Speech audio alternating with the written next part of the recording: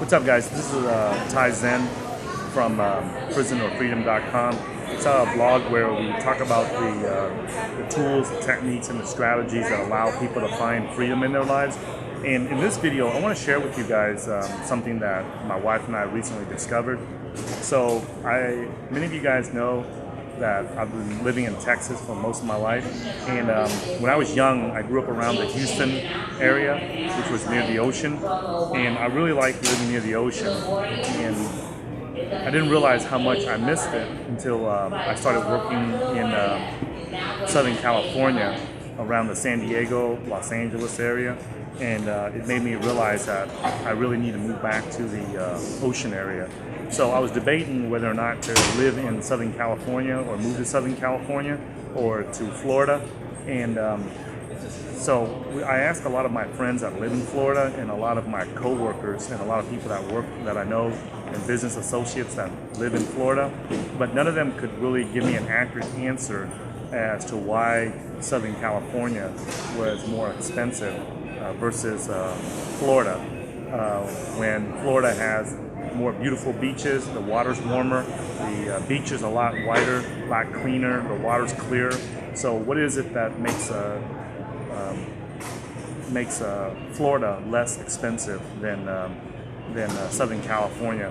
Now, a lot of people said that it's the weather and the humidity and everything, but I seriously doubt that one factor like that could make such a big difference in the cost of living in Florida versus Southern California. So before we decided to move down to Florida, my wife and I decided to go down there and take a week vacation down there around the Orlando, Tampa, and St. Petersburg area, also known as St. Pete, and the Clearwater area.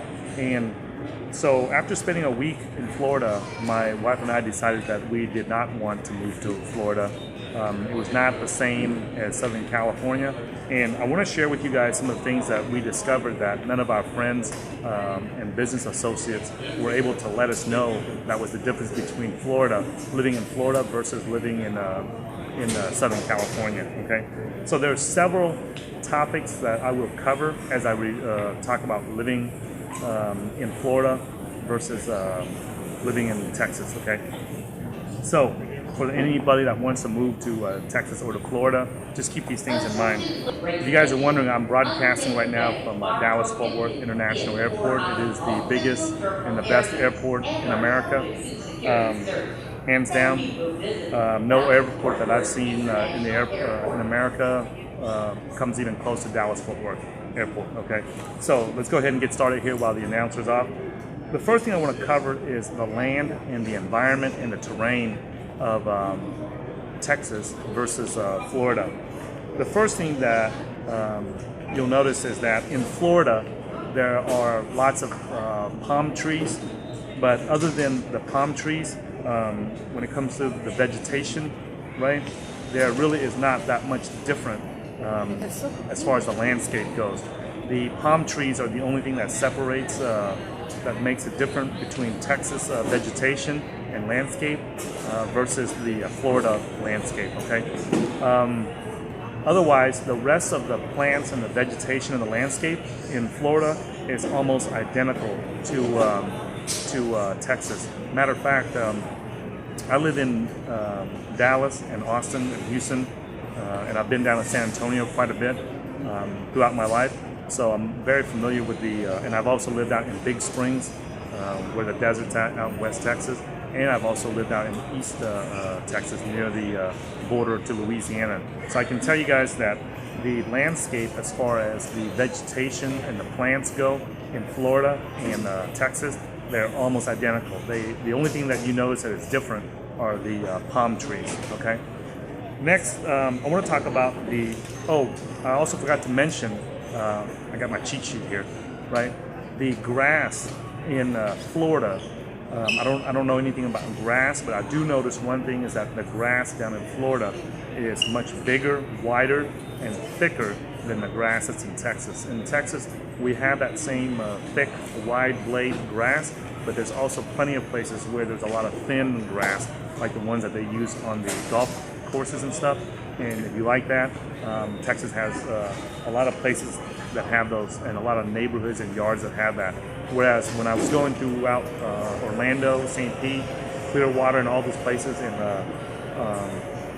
Florida, and even near the Kennedy Space Center on the east and the west coast, it's rare that I saw any thin blade grass. Okay, so I don't know if that means anything to you, but for me personally, I prefer the thin blade grass better in my yard because it looks a lot nicer, and when you walk on it, it feels a lot better on your feet. Okay.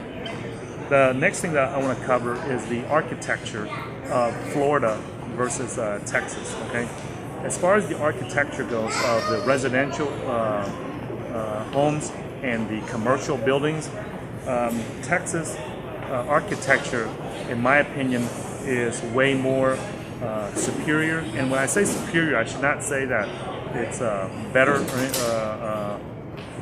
as far as like style goes. It's just more modern. The buildings, the commercial buildings in Houston, Dallas, San Antonio, and Austin, they actually are more modern than what it is in Florida. In Florida, the commercial buildings are very run down. There's only a few spots where the buildings are actually new.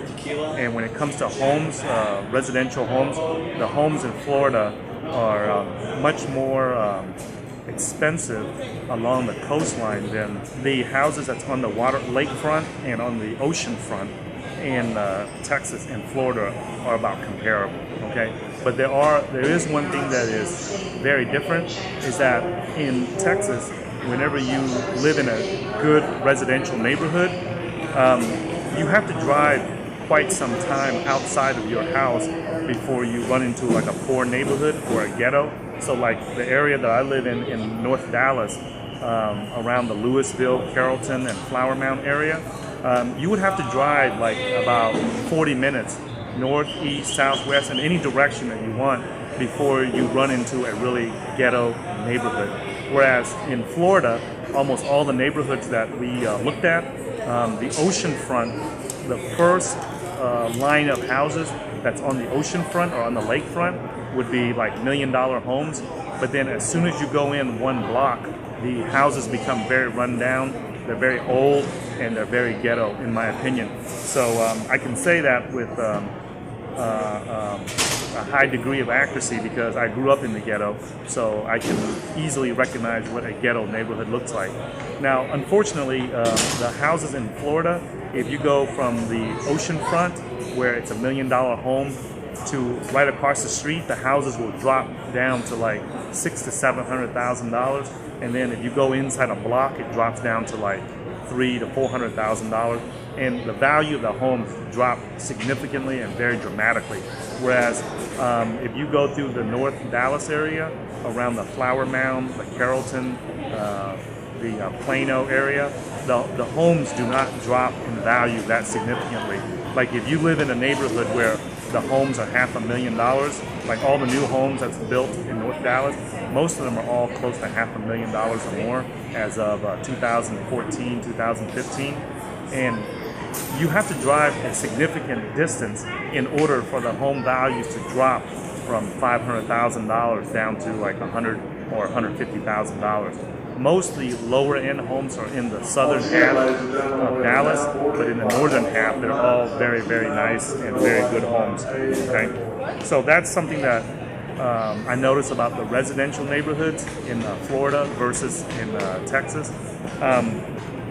In Austin, it's similar, and in Houston, it's also very similar. Okay, the way that the residential homes are set up. Now, here's something that is very obvious to me when I was traveling throughout Florida, is that there's not a lot of commercial businesses. So you don't see a lot of tall commercial buildings. You don't see a lot of like 5, 6, 7-story buildings. Pretty much most of the commercial buildings in Florida that I saw when I was driving through the Orlando, Tampa, St. Pete area, all those buildings are usually like 2 or 3 stories high, and there's not very many commercial buildings that are very modern. Okay, so just keep that in mind.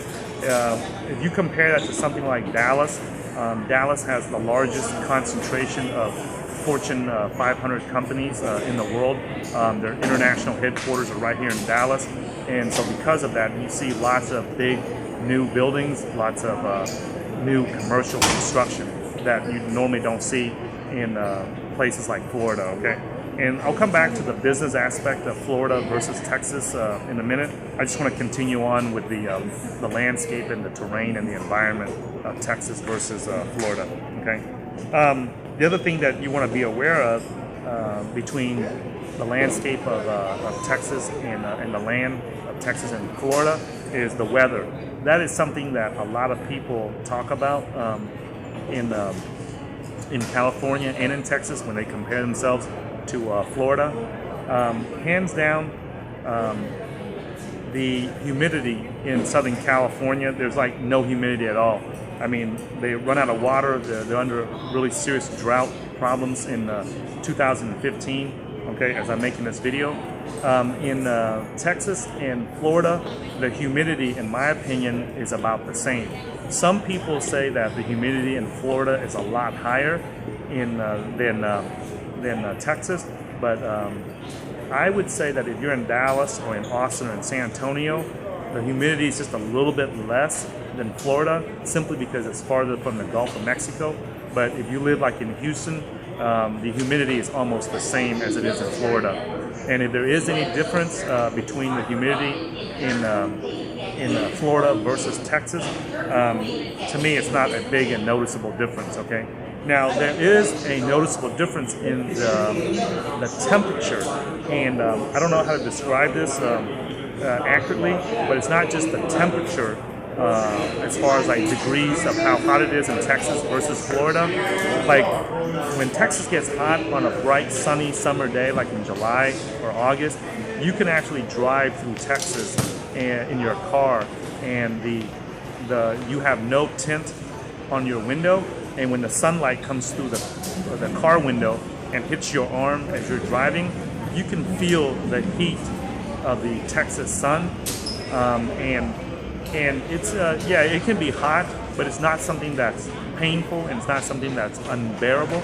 Whereas when you go to Florida, where in Tampa and the Orlando and the around the Kennedy Space Center, where NASA's at, as you're driving, if your car has no tint on the window to block some of the sun rays, when you have your arm in the direct sunlight, it can actually be painful because the sun, I don't know why it's doing that. You would think it's the same. Maybe it's closer to the equator. That's the reason why NASA launches their space shuttles and rockets from Florida and not from Texas. Maybe that's the reason why it's so much, the heat, the sun rays are a lot hotter. But I do notice this. I'm pretty, what do you call that? I like the hot weather. But I was really surprised that as I was driving through Florida, that the sun was actually, you can feel it like cooking your skin, okay? So if you're gonna drive around with no tint on your window, make sure you put some sunblock or something on, okay? The last thing that I want to cover about the land and the landscape and the terrain of Florida versus Texas is the water. In Florida, it's undisputed that it has the clearest and best water and the cleanest looking water out of any place in America. Even the famous beaches in Southern California are nothing compared to how clear the water is in Florida. Okay, so when it comes to clean water, it's I would put Florida first, and then I would put like the Gulf of Mexico and Southern California second as far as the clarity of the water. Okay, now as far as the temperature of the water, I would put the temperature of the Florida water significantly higher. You can be in the water from sunrise to sunset, and it is not cold whatsoever. And I don't like cold water. Okay, so I've been to Southern California dozens of times, but I have never gone into the water past my ankle, because no matter what time of the year that I go to in Southern California, the water is always cold. Okay, so whereas in Texas, the water is actually warm in the Gulf of Mexico around the summer months for a few months, but the rest of the time it's fairly cool too. But despite the coolness of it, it never gets as cold as it is in Southern California when it comes to being in the water. Okay, for those people that like to surf and stuff, the hands down, the number one surfing is probably going to be in Southern California, because down in the Gulf of Mexico, around the Houston and all those areas, that would be the second best place for waves. As far as in Florida goes, I don't see any waves when I'm out there. I don't know why. There's just not a lot of waves out in the ocean during the week that I was there. The ocean was pretty much calm the entire time, and I'm not talking about the Tampa Bay area. I'm talking about like on the West Coast, the Clearwater Beach area. Okay, so that I just want to share that with you guys. Now, as far that's the oceans go, so hands down, if you love swimming in the ocean and taking your kids there, I would definitely recommend Florida over any other place in America. Also, the sand in Florida is much more beautiful than the sand that's in Texas, the beach sand in Texas, or the beach sand that's in Southern California. Okay, the sand there is by far much better in Florida. There's another thing too that I did not notice before, but the sand in Florida is much whiter and much cleaner. When you get the sand on your body, it does not stick to your body as much as it does like the beach sand that's in Texas and the beach sand that's in California. Okay, so if you are in Florida, you got to make sure that you wear some sunglasses out there, because the sand is so white and it's so bright that it can be blinding, like being on a sunny day out in a snowy area. Okay, so that's the difference between the beaches. Now, as far as the lakes go, hands down, the best lakes are going to be in Texas. The lakes in Austin and the lakes in Dallas most of them are all man-made. They were made during the during that era when they were doing all the construction in America, okay, to give people jobs and stuff after the Depression.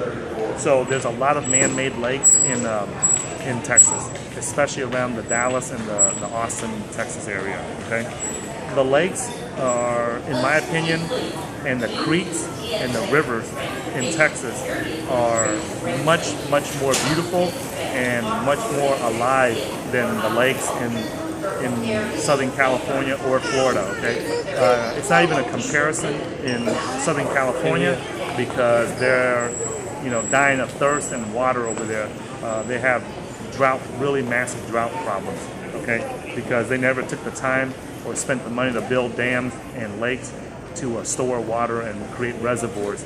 So if you like water, and especially fresh water, you probably don't want to be in California, because they don't have a lot of fresh water there. Okay, the lakes and rivers and creeks in Florida are not the same as the ones in Texas. The lakes down there are not fully developed. They have a lot more lakes and stuff there, but it's not as fully developed. What I mean by that is that if you go to most of the lakes in Texas, around the perimeter, there's joggings, there's parks, and all kinds of stuff there to help people that are health conscious and want to exercise and just want to be near lakes and stuff. They got a lot of facilities and the infrastructure there for people to enjoy the lakes, whereas the ones in Florida they're not as well developed for leisure. Okay, so that's all I have for this video. In the next videos, I will cover the other topics, such as the people in Florida and the jobs and the business stuff that's in there. Thanks for watching this video, guys, and if you like it, subscribe to my channel, and then I'll see you in the next one. And if you have any friends or family members that are trying to consider to move from Texas to Florida or vice versa, make sure you share this video with them, because it'll save them a lot of hassle, because they may not be able to take a week vacation down there to go and do recon and take a look for themselves. All right, I'll see you guys in part 2.